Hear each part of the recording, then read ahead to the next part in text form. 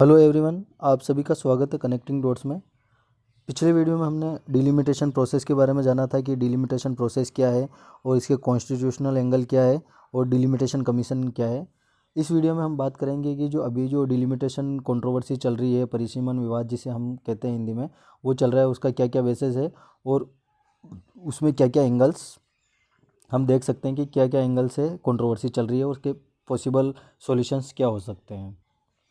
जैसे कि हमने पिछले वीडियो में बात की थी कि जो हमारी जो डिलिमिटेशन 2002 में हुई थी, उसमें हमने एक 84th कॉन्स्टिट्यू उसके बाद हमने एक 84th कॉन्स्टिट्यूशनल अमेंडमेंट किया था और उसमें हमने क्या किया था कि 2026 तक की जो सेंसस है उस वहाँ तक हमने क्या किया था, जो हमारी जो लोकसभा की जो सीट्स है उनको इंक्रीज़ करने के का जो प्रावधान है वो फ्रीज कर दिया था। मतलब कि 2026 तक कोई भी लोकसभा की सीट में इंक्रीज़ नहीं किया जाएगा। ये हमने 84th कॉन्स्टिट्यूशनल अमेंडमेंट करके हमने ये चीज़ फिक्स की थी। तो अगर आप इसको देखेंगे तो अगर अब जो नेक्स्ट जो हमारी जो लोकसभा की जो सीट्स है वो इंक्रीज़ होनी है, वो 2026 के बाद की जो भी पहली सेंसस है उसके बाद होनी है। और अगर आप नेचुरल जो आप ये अगर रूट फॉलो करेंगे तो उसके बाद जो हमारी जो पहली सेंसस होनी है वो 2031 में होनी है। लेकिन इसमें एक एंगल और आ चुका है, वो ये है कि जो हमारी 2021 की जो सेंसस है वो अभी तक हुई नहीं है। वो होनी थी जो 2021 में जब ये सेंसस होनी थी, लेकिन कोविड की वजह से गवर्नमेंट नहीं करवा पाई और उसको गवर्नमेंट ने फर्दर डिले करती रही। और अभी गवर्नमेंट ये चल रहा है कि वो अभी जो ये सेंसस है वो 2026 के आसपास या उसके बाद करवाने की उनकी पूरी मंशा है। तो अभी जो कंट्रोवर्सी चल रही है वो ये चल रही है कि गवर्नमेंट जानबूझ के इसको डिले कर रही है, क्योंकि जो 2026 वाला जो क्लोज है कि 2026 के बाद जो फर्स्ट सेंसस होगी तो यही 2021 वाली ही सेंसस का आधार बनाकर जो गवर्नमेंट है वो जल्दी अपनी जो सीट्स है वो लोकसभा की वो इंक्रीज़ करने के चांसेस ज़्यादा रहेंगे उसमें। तो ये कंट्रोवर्सी इसलिए चल रही है कि ये माना जा रहा है कि गवर्नमेंट जानबूझकर जो ये सेंसस है 2021 वाली जो सेंसस होनी थी उसको लेट किया है, 2026 के बाद करवा रही है। क्यों? क्योंकि गवर्नमेंट जो है वो जो सीट्स है वो इंक्रीज़ करना चाहती है। क्योंकि आप देखेंगे जो भी अभी जो ये डिलिमिटेशन प्रोसेस होगी वो सेंसस में जो भी चेंजेस हुए हैं पॉपुलेशन में उसके आधार पे होगी। और ये माना जा रहा है कि जो नॉर्दर्न स्टेट्स हैं उनकी पॉपुलेशन नेचुरली बढ़ रही है और जो साउदर्न स्टेट्स हैं उनकी जो पॉपुलेशन है वो उन्होंने कम की है। तो गवर्नमेंट को ये फ़ायदा हो रहा है कि जो नॉर्दर्न स्टेट्स हैं उनकी अगर सीट्स इंक्रीज़ करेंगे तो जो गवर्नमेंट का जो अपर हैंड है इन स्टेट्स में उनको जो है वो उस इन स्टेट्स में ज़्यादा सीट्स मिलेगी। तो ये पूरी कंट्रोवर्सी चल रही है। उसके साथ ही जो साउदर्न स्टेट्स हैं उनका कहना ये है कि उन्होंने अपनी फर्टिलिटी रेट कम की है, जो पॉपुलेशन है उन्होंने अपनी जो कंट्रोल किया है, तो उसका एक मतलब उनको जो आप देखेंगे रिवॉर्ड मिलना चाहिए, वो रिवॉर्ड ना मिलकर और उनके ऊपर जो इसका एडवर्स इम्पैक्ट उनको झेलना पड़ रहा है। क्यों? क्योंकि अगर उनका रिप्रेजेंटेशन अगर लोकसभा की जो सीट्स है उनमें अगर कम हो जाएगा जो, तो उनके वेलफेयर पर डायरेक्टली इम्पैक्ट आएगा और उनकी जो वॉइस है, जो लोकसभा में जो वॉइस है वो एक कम मानी जाएगी। क्यों? क्योंकि आप देखते हैं कि लोकसभा में जो भी है वो जो वॉइस है वो रिप्रेजेंटेशन के हिसाब से होता है। इससे क्या होगा कि साथ के साथ जो कुछ जो पॉलिटिकल पार्टीज़ है, चाहे कोई भी पॉलिटिकल पार्टी हो, उसका जो फोकस है वो पर्टिकुलरली उन स्टेट्स में ज़्यादा रहेगा जिन स्टेट्स में जो लोकसभा की सीट्स है वो ज़्यादा है, बजाय कि उन स्टेट्स में जिन स्टेट्स में लोकसभा की सीट्स कम है। क्योंकि उनको कम एफर्ट में ही उसी पर्टिकुलर उन्हीं पर्टिकुलर स्टेट्स में अगर अपना वेलफेयर स्कीम चलाकर वो लोग ज़्यादा से ज़्यादा मतलब सीट्स ले सकते हैं। तो ये एक एंगल ये भी कंट्रोवर्सी के लिए इम्पैक्ट डाल रहा है। उसको अगर आप फर्दर अगर आप देखेंगे तो उसमें ये हो जाएगा कि अगर आप ये चीज़ देखेंगे तो वेलफेयर जो है वो नॉर्दर्न स्टेट्स में अगर ज़्यादा फोकस किया जाएगा, जो साउदर्न स्टेट्स है वो अपने आप को एक कटा हुआ महसूस करेंगे। और जो साउदर्न स्टेट में ऑलरेडी हम देखेंगे कि हमारे इंडिया में नॉर्थ साउथ डिवाइड एक करके चलता है कि वो चाहे आप वेलफेयर के नाम पे ले लो, वो चाहे आप इकोनॉमी के नाम पे ले लो, या वो चाहे आप पॉलिटिकल एंगल से ले लो, तीन एंगल से ले लो, तो वो ऑलरेडी चल रहा है। तो इसको और बढ़ावा मिलने के चांसेस हैं। इसके साथ ही जो shifting of balance of power है, मतलब कि आप देखेंगे कि जो पावर है, पावर कहाँ शिफ्ट हो जाएगी, वो नॉर्दर्न स्टेट्स में वो ज़्यादा शिफ्ट हो जाएगी। उनकी वॉइस अगर आप देखेंगे कि पार्लियामेंट में ज़्यादा रहेगी, तो जो भी वेलफेयर स्कीम हो गई है उनका जो फोकस है वो ज़्यादा नॉर्दर्न स्टेट्स के ऊपर रहेगा। तो इससे क्या होगा कि जो अदर जो स्टेट्स है वो लेफ़्ट आउट फील करेंगे कि उनको आप देखेंगे तो वो वेलफेयर के हिसाब से देखेंगे, अदर एंगल्स पे भी देखेंगे तो वो लेफ़्ट आउट फील करेंगे। इससे होगा क्या है कि जो हमारे पास ऑलरेडी 3 फॉल्ट लाइन्स है जिनकी हमने बात की कि हमारे पास कल्चरल फॉल्ट लाइन है, पॉलिटिकल फॉल्ट लाइन है, इकोनॉमिकल फॉल्ट लाइन है, उसके साथ एक जो चौथी फॉल्ट लाइन क्रिएट हो जाएगी वो हो जाएगी नेशनल यूनिटी की। मतलब कि हम वैसे ही अगर आप देखेंगे तो नॉर्थ साइड डिवाइड ऑलरेडी बहुत ज़्यादा फैला हुआ है, इसके साथ एक नेशनल यूनिटी है उसके ऊपर भी इम्पैक्ट आएगा। अगर आप कॉन्स्टिट्यूशन की बात करेंगे तो कॉन्स्टिट्यूशन में एक बात कही गई है, वो है कि 1 पर्सन 1 वोट 1 वैल्यू। मतलब कि हर एक जो पर्सन है जो भी वोटिंग करेगा उसकी जो वैल्यू है वो इक्वल मानी चाहिए, वो उसका एक ही वोट होना चाहिए और एक ही वैल्यू मानी चाहिए। तो इसके हिसाब से अगर आप देखेंगे कि जो पॉपुलेशन है उसको बेसिस इसीलिए बनाया गया है कि हर एक जो इन सीट नंबर ऑफ़ सीट्स जो अलोकेशन होगा वो 1 पर्सन 1 वोट 1 वैल्यू के हिसाब से होगा।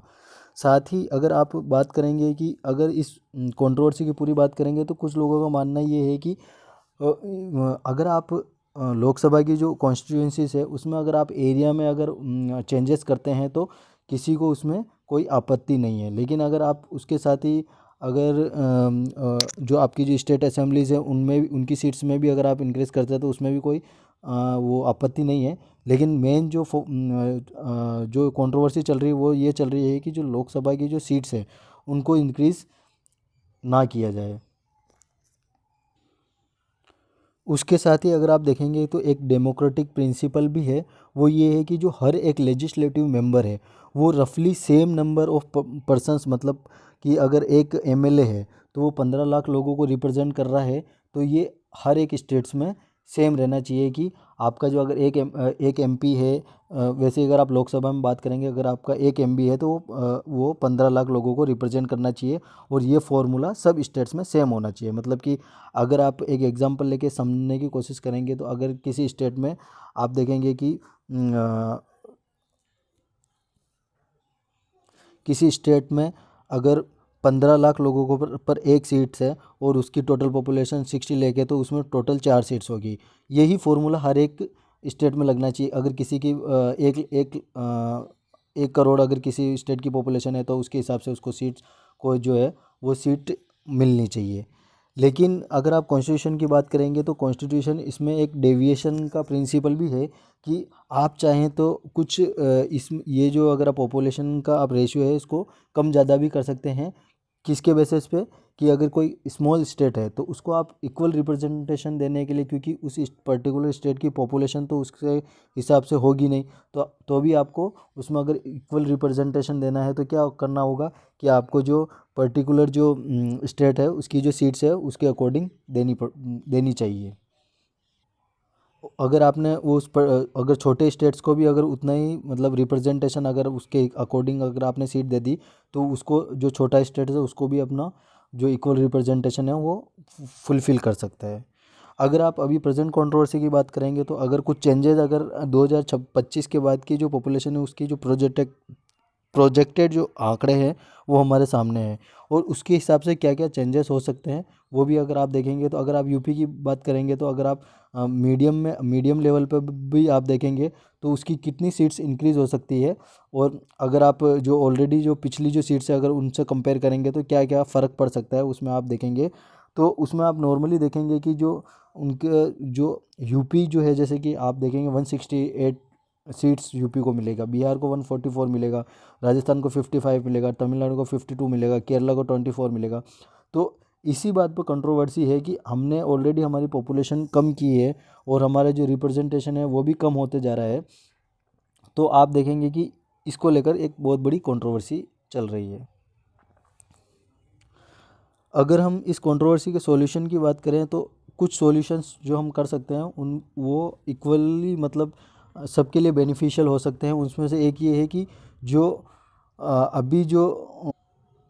अभी जो सीट्स जो चल रही है लोकसभा में उनको एग्जिस्टिंग सीट्स को ही कंटिन्यू किया जाए और जो जैसे कि हमने 2002 में जो फ्रीज किया था उसी तरह से फ्रीज कर जो सीट्स है वो अभी जो ऑलरेडी जो पुरानी जो सीट्स है उन्हीं को कंटिन्यू किया जाए। एक तो हम ये चेंजेस कर सकते हैं या फिर कोई नया फार्मूला डिटरमाइन किया जाए जिसमें कि जो साउदर्न स्टेट्स हैं उनके जो अगर उन्होंने अपनी पॉपुलेशन भी डिक्रीज़ की है या पर्टिकुलर कोई स्टेट जिनका पॉपुलेशन के बेसिस पर रिप्रेजेंटेशन उस तरीके से नहीं आ रहा है तो उसमें कुछ क्राइटेरिया भी ऐड किया जाना चाहिए। या फिर हम एक फॉर्मूला ये भी अप्लाई कर सकते हैं कि सभी को जितने भी स्टेट्स हैं उनको इक्वली रिप्रेजेंटेशन दे दे कि सब सीट्स सब स्टेट्स में जैसे कि फॉर एग्जांपल 40-40 सीट्स सब स्टेट्स को 40-40 लोकसभा की सीट्स प्रोवाइड किया जा सके। लेकिन इसमें फिर वही बात आ जाती है कि जो हमारा जो कॉन्स्टिट्यूशन है वो one vote one person one value के जो हमारा जो कॉन्स्टिट्यूशन में जो एक मैंडेट प्रोवाइड किया गया है उसका उल्लंघन हो सकता है। तो ये तो लेस्ट पॉसिबल अगर सॉल्यूशन देखेंगे तो इस ये पोजीशन फिजिबल नहीं है। फिर उसके बाद देखेंगे कि अगर एक मेथड, उसके बाद हम एक और चीज़ हम ये भी कर सकते हैं कि जो हमारा जितने भी सीट्स हैं जो भी यूपी की या अपने साउदर्न स्टेट्स की जो सीट्स हैं उन सबको जो है 50% से इंक्रीज़ कर दिया जाए। अगर आप इस फॉर्मूले से देखेंगे तो क्या होगा कि जैसे 80 सीट्स है यूपी की, अगर आप 50% अगर इनकी सीट्स को इंक्रीज़ कर देंगे तो 120 सीट्स प्रेजेंट हो जाएगी। वैसे ही अगर आप तमिलनाडु की बात करेंगे तो 39% सीट्स है, अगर आप 50% से इसको इंक्रीज़ करेंगे तो 60 सीट्स इनकी हो जाएगी। तो ये क्या है कि इक्वल प्रोपोर्शन में इंक्रीज़ हो गया है। तो ये भी एक आप सॉल्यूशन के तौर पर ले सकते हैं। या फिर चौथा एक और सॉल्यूशन ये हो सकता है कि जो आपकी जो number of seats of Lok Sabha है वो परमानेंटली फ्रीज कर दी जाए। मतलब कि परमानेंटली जो सीट्स है वो फिक्स कर दी जाए हर एक स्टेट्स में, और इनको इनको कभी भी चेंज ना किया जाए। उससे ये होगा कि जो रीजनल डिस्पैरिटी है उसको कम किया जा सकता है, या जो भी नॉर्थ साउथ डिवाइड की जो बात चल रही है वो थोड़ा कम हो सकता है।